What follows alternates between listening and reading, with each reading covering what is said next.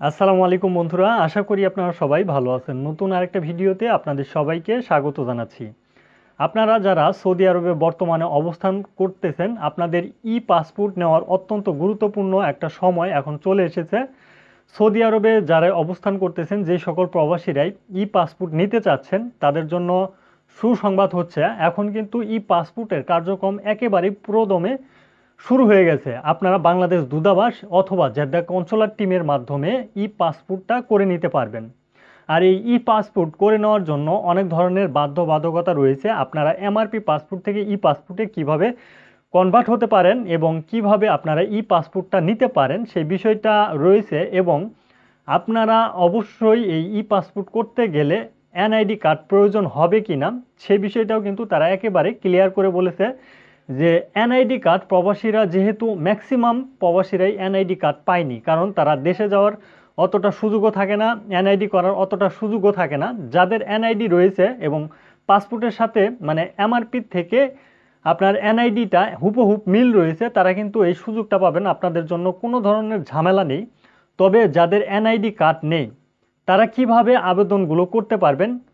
পাসপোর্টের জন্য আবেদন করতে গেলে আপনি যেরকম এমআরপি পাসপোর্টের আবেদন করতেন সেরকম কিন্তু সিস্টেম না, সিস্টেম একেবারে চেঞ্জ হয়ে গেছে প্রবাসীদের জন্য। যেহেতু সৌদি আরবের ভিতর থেকে আপনারা এখন বর্তমানে পাসপোর্ট পাওয়ার সম্ভাবনা রয়েছে এবং আপনারা পাসপোর্ট পাবেন, সেটা কিন্তু জেদ্দা কনসুলার টিমের মাধ্যমে অথবা বাংলাদেশ দূতাবাসের মাধ্যমে অথবা তাদের যে কনসুলার সেবাগুলো দিয়ে থাকে বিভিন্ন অঞ্চলে, তাদের মাধ্যমেও কিন্তু আপনারা এই পাসপোর্টটা পেতে পারেন। তবে এই পাসপোর্ট পাওয়ার জন্য এনআইডির যে শর্তটা একেবারেই এটা বাতিল করে দিয়ে নতুন একটা শর্ত আরোপ করা হয়েছে।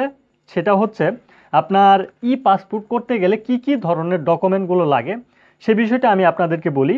এমআরপি পাসপোর্টের আপনার ফটোকপি নিয়ে যেতে হবে এবং মানে এটা আপনার সাথে করে নিয়ে যাবেন এমআরপি পাসপোর্টটা, অথবা আপনার ফটোকপি থাকলেও হবে। আর দ্বিতীয় নম্বরে আপনার ইকামার অবশ্যই ফটোকপি তাদেরকে দিতে হবে। 3 নম্বরে হচ্ছে নির্ভুল জন্ম নিবন্ধন দিতে হবে। যে জন্ম নিবন্ধনটা আপনারা দিবেন সেই জন্ম নিবন্ধনটা আপনার যে এমআরপি পাসপোর্ট রয়েছে সেই পাসপোর্টের সাথে হুবহু মিল থাকতে হবে এবং ওই জন্ম নিবন্ধনটা বাংলাদেশি যেই জন্ম নিবন্ধনের সাইট রয়েছে সেই সাইটে থাকতে হবে। যদি না থাকে সেক্ষেত্রে কিন্তু আপনি এমআরপি পাসপোর্ট করতে একটা বাধার সম্মুখীন হবেন। আপনাকে অবশ্যই নির্ভুলভাবে জন্ম নিবন্ধনটা করে নিতে হবে। এখানে জন্ম নিবন্ধনের যে বিষয়টা তারা একেবারে নির্ভুলভাবে যাতে আপনার থাকে সে বিষয়টা একেবারে ক্লিয়ার করে বলেছে। আর এই পাসপোর্টটা আপনারা যেরকম এমআরপি পাসপোর্ট করতেন, পাসপোর্টটা দিতেন, পরবর্তী মাসে আপনাকে এমআরপি আরেকটা পাসপোর্ট দিয়ে দিত। সৌদি আরবের ভিতরে থেকে কিন্তু এই সিস্টেমটাই।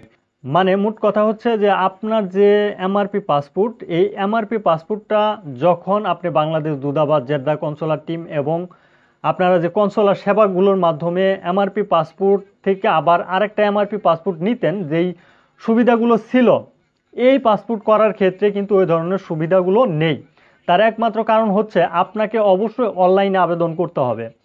এমআরপি থেকে পাসপোর্টে কনভার্ট হওয়ার জন্য আপনাকে 100% অনলাইনে আবেদন করতে হবে। আপনি সরাসরি বাংলাদেশ দূতাবাসে যেয়ে যোগাযোগ করতে পারবেন না। আপনি এমআরপি পাসপোর্ট থেকে পাসপোর্টে কনভার্ট হতে গেলে অবশ্যই আপনাকে অনলাইনে একটা আবেদন করতে হবে এবং আপনার ব্যাংক ড্রাফটের যে অর্থগুলো সেটা আপনি অনলাইনেও পেমেন্ট করতে পারেন। এটা একটা সিস্টেম রয়েছে। আর দ্বিতীয়ত আপনাকে অবশ্যই যদি এই বিষয়গুলো না জানেন সেক্ষেত্রে অবশ্যই হেল্প নিতে পারেন বাংলাদেশ দূতাবাস অথবা জেদ্দা কনসুলার টিমের নাম্বারগুলোতে কল করে আপনারা হেল্প নিতে পারেন। এছাড়াও কিভাবে আপনারা আবেদন করবেন সেই সম্পর্কে আমরা পরবর্তী ভিডিওতে আপনাদেরকে স্ক্রিন রেকর্ডের মাধ্যমে জানিয়ে দেওয়ার চেষ্টা করব। আর অবশ্যই আপনাকে আবেদন করার সময় একটা বিষয় মনে রাখতে হবে, যাতে আপনার যে এমআরপি পাসপোর্ট, আগের যে এমআরপি পাসপোর্ট রয়েছে সেই এমআরপি পাসপোর্ট অথবা আপনার যে জন্ম নিবন্ধন যেটা দিয়ে আপনি বর্তমানে আবেদন করতে যাচ্ছেন সেটা অবশ্যই যাতে মিল থাকে। মিল যদি না থাকে সেক্ষেত্রে কিন্তু আপনার পাসপোর্টটা আটকে যাওয়ার সম্ভাবনা অবশ্যই থাকে, কারণ এটা কিন্তু পাসপোর্ট, যেটা ইলেকট্রিক একটা পাসপোর্ট। এই পাসপোর্টটা অনেকটাই সেন্সিটিভ। আপনার যদি একটা অক্ষরও ভুল হয়ে যায় সেই ক্ষেত্রে কিন্তু আপনার এই পাসপোর্টটা সেন্ড ফর ইউআরকে চলে যেতে পারে। মানে বাংলাদেশি মতোই সৌদি আরবের যেই এমআরপি পাসপোর্ট একই সিস্টেমে কিন্তু যাবে। সেক্ষেত্রে কিন্তু আপনার অনেকটাই কাঠখড় পুড়িয়ে সেই পাসপোর্টটা নিতে হতে পারে। এখন অনেক ভাই পাসপোর্ট হারিয়ে ফেলেছেন। সৌদি আরবে অবস্থানরত যে সকল প্রবাসীরা পাসপোর্ট হারিয়ে ফেলেছেন, সেই সকল প্রবাসীরা এই পাসপোর্টটা কিভাবে নেবেন সৌদি আরবে থেকে, তাদের কিন্তু জটিল একটা সমস্যা হতে পারে। কারণ এখন পর্যন্ত বাংলাদেশ দূতাবাস এবং জেদ্দা কনসুলার টিমের মাধ্যমে জানানো হয়েছে যে আপনি যদি ই পাসপোর্ট করতে যান, সেই ক্ষেত্রে আপনার আগের যদি কোনো পাসপোর্ট হারিয়ে যেয়ে থাকে, সেই ক্ষেত্রে আপনাকে অবশ্যই আপনার যেই এরিয়া, মানে আপনি যদি দাম্মামের প্রবাসী হয়ে থাকেন দাম্মামের এরিয়া, এবং আপনি যদি রিয়াদের প্রবাসী হয়ে থাকেন, মানে আপনি যে অঞ্চলের প্রবাসী সেই অঞ্চলের পুলিশ স্টেশনে যেয়ে আপনাকে একটা জিডি করতে হবে। আপনার পাসপোর্টের ফটোকপি নিয়ে যে একটা জিডি করতে হবে, সেই জিডির কপিটা দিয়ে আপনাকে অনলাইনে আবেদন করতে হবে, এবং সেই আবেদনের প্রেক্ষিতে আপনাকে অবশ্যই একটা ডেট দেওয়া হবে। সে ডেট অনুযায়ী অবশ্যই আপনাকে বাংলাদেশ দূতাবাস অথবা জেদ্দা কনসুলার টিম, অথবা যদি তাদের কনসুলার সেবাগুলো নিয়ে আপনার এলাকায় আসে, তাদের মাধ্যমে কিন্তু সেই ডেট অনুযায়ী আপনাকে ছবি, ফিঙ্গার, যাবতীয় বিষয়গুলো, কার্যক্রমগুলো আপনাকে সম্পূর্ণ করতে হবে।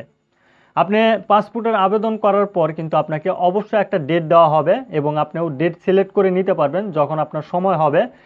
অবশ্যই সেই সময় অনুযায়ী কিন্তু আপনারা এই পাসপোর্টের ফিঙ্গারটা এবং ছবি উঠিয়ে তারপর আপনি চলে আসতে পারবেন। তো এই ছিল আসলে সর্বশেষ তথ্য। আপনারা যারা ই পাসপোর্টে করতে চাচ্ছেন সৌদি আরবের ভিতর থেকে, আপনারা এখন বর্তমানে করতে পারবেন, কারণ এই কার্যক্রমগুলো বর্তমানে চালু হয়ে গেছে। আপনাদের যাদের নির্ভুল একেবারে জন্ম নিবন্ধন রয়েছে, আপনার জন্ম নিবন্ধনের সাথে অনেক সময় দেখা যায় যে নামের সমস্যা, এবং আপনার বাবার নাম মায়ের নামের সমস্যা, অথবা আপনার বিভিন্ন ধরনের সমস্যা হতে পারে, সেই বিষয়গুলো আপনি বাংলাদেশে আপনার ভাই ব্রাদার আত্মীয় স্বজনকে বলবেন, সেগুলো যাতে সংশোধন করে দেয় আপনার হয়ে। সে বিষয়গুলো সংশোধন করে নিয়ে তারপরে, মানে আপনার হুবহুব এমআরপি পাসপোর্টের সাথে মিল রেখে সেগুলো সংশোধন করার চেষ্টা করবেন, তারপরে আবেদনগুলো করার চেষ্টা করবেন। ইনশাল্লাহ আপনার পাসপোর্টটা আপনি হাতে পেয়ে যাবেন, এবং এমআরপি থেকে ই পাসপোর্টে কনভার্ট হয়ে যাবেন। এটা অবশ্যই আমাদের প্রবাসীদের জন্য একটা সুসংবাদ।